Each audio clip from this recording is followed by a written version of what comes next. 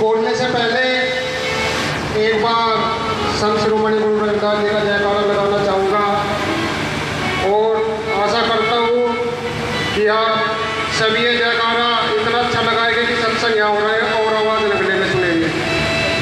बोले संत शिरोमणि गुरु रविदास जी महाराज की, आज के सत्संग की,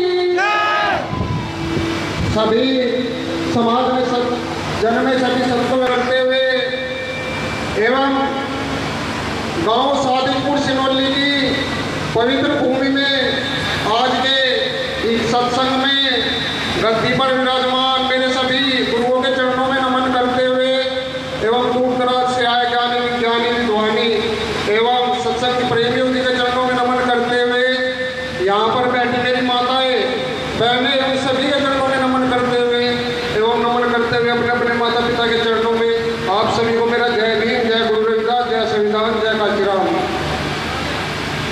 मेरे सम्मानित बुजुर्गों, कुछ कहने से पहले महापुरुषों का माखान आपके बीच में करना चाहता हूँ। मेरी बात बड़े ध्यान से सुनना, क्योंकि ये बात ही कुछ ऐसी है कि एक परिवार ने रो रो करके आज ये संपूर्ण जीवन व्यतीत किया।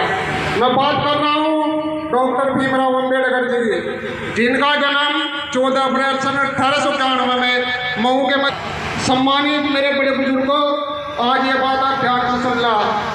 जब प्रथम गोल सम्मेलन हुआ 1930 में, नवंबर माह 1930 में जब प्रथम गोल सम्मेलन हुआ, तो उस सम्मेलन में जब बाबा साहेब ने हमारे अधिकार के लिए लड़े तो क्या था वो अधिकार, ध्यान से सुनना। जब प्रथम गोल सम्मेलन हुआ तो बाबा साहेब ने सबसे पहला हमारा क्या अधिकार मांगा, वोट का अधिकार। ये वोट वो कीमती चीज है कि एक वोट तो राष्ट्रपति की वही कीमत रखती है और एक वोट हमारी की वही कीमत रखती है। लेकिन मेरा समाज इस वोट को जो है कोई वैल्यू नहीं देता। जब बाबा साहेब ने वोट का अधिकार मांगा तो गांधी जी रो पड़े। गांधी जी भी बिगाड़ने का अधिकार हमने इनको दे दिया तो ये तो हमारे ऊपर जो है संपूर्ण राज करेंगे। लेकिन फिर से दूसरा गोल सम्मेलन हुआ, गांधी जी साफ इनकार कर दिया कि हम दलितों को वोट देने का कोई अधिकार नहीं रखते और ना हम इनको वोट देंगे। लेकिन फिर से 1931 नवंबर माह में लंदन में फिर दूसरा गोल सम्मेलन हुआ। जब मेरे बाबा साहब रो रो करके फूट फूट करके जब आंसू बहाते थे तो उन्होंने सोचा कि दूसरा गोल मेरे सम्मेलन होगा तो मैं अपने समाज के लिए क्या मांगूंगा। मेरे सम्मानित बड़े बुजुर्गों, बड़े ध्यान से सुनना। मेरे बाबा साहेब ने, महापुरुष ने हमारे लिए क्या मांगा जब हमें वोट का अधिकार नहीं मिला। जब हमें वोट का अधिकार नहीं मिला तो बाबा साहेब ने कहा कि हमें वोट का अधिकार नहीं चाहिए, मत दो आप मेरे समाज को वोट का अधिकार। लेकिन जो मैं आपसे 3 मांगे मांगना चाहता हूँ, अगर आप मेरी 3 मांगे पूरी कर देंगे तो मैं वोट का अधिकार नहीं लूंगा। ये 3 मांगे कौन सी थी? आज मेरा संपूर्ण समाज, मेरी माताएं बहना यहाँ बैठी है, कृपया ध्यान से सुनना। मेरे बाबा साहेब ने कौन सी पहली मांग करी कि या तो इस पूरी सृष्टि पे कोई व्यापार नहीं करेगा, दलितों के अलावा कोई व्यापार नहीं करेगा इस पूरी सृष्टि पे। अगर आप ये अधिकार भी नहीं देते हमें तो फिर इस पूरी सृष्टि पे कोई कृषि का कार्य भी नहीं करेगा। लेकिन जब तीसरी मांग मेरे बाबा साहेब ने मांगी, कहा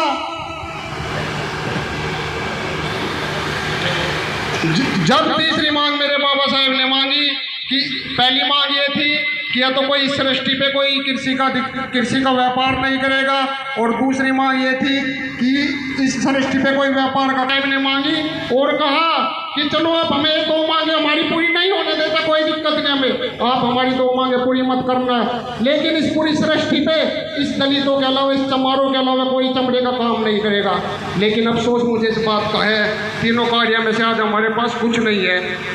बता दो किसके पास कौन आज यहाँ चमड़े का कार्य करता है, या कोई कृषि का कार्य करता है, या कोई व्यापार का कार्य करता है। मेरा समाज बैठा है, आज बता दो किसका व्यापार चल रहा है।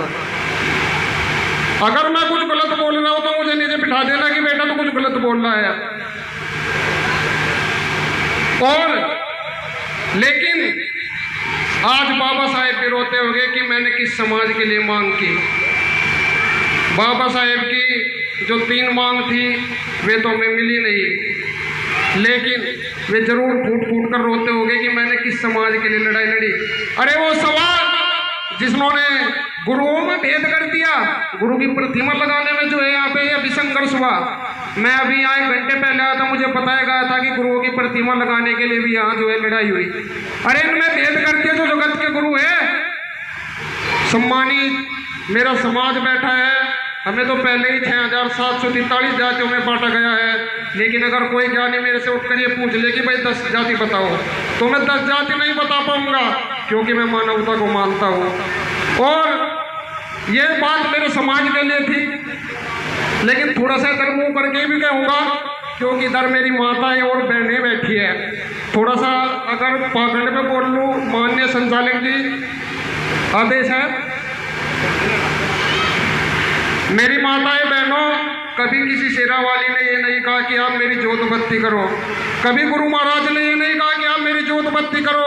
ये सत्संग सिर्फ ज्ञान के लिए होते हैं, लेकिन यहाँ ज्ञान कोई लेकर के नहीं जाता, जैसे आते हैं ऐसे उठ के चले जाते हैं। आप जिस अंधभक्ति में ये 10-10, 20-20 हज़ार की भेंटें देते हो, इतनी अंधभक्ति में अगर आप 10-20 हज़ार रुपये अपने बच्चे की पढ़ाई में लगाओ, तो बच्चा प्राइवेट स्कूल में अच्छी शिक्षा ग्रहण करेगा। और वो जब बच्चों से अच्छी शिक्षा ग्रहण करेगा तो दौड़ेगा, क्योंकि बाबा साहेब ने कहा था शिक्षित बनो, संगठित रहो। और इसी के समय बहुत कम है, आदेश आ गए संचालक महोदय। कुछ जाते जाते एक बात और कहना चाहूँगा कि आकाश में उड़ने वाला हर पंछी बाज नहीं होता, आकाश में उड़ने वाला हर पंछी बाज नहीं होता। और जिस कौम के नौजवान संघर्ष नहीं करते, उसके सर पे कभी ताज नहीं होता। जय भीम, जय भारत, जय संविधान, जय गुरु रविदास, जय जय जय जय भीम। धन्यवाद, बहुत बहुत धन्यवाद। जय भीम, जय गुरु रविदास, जय संविधान।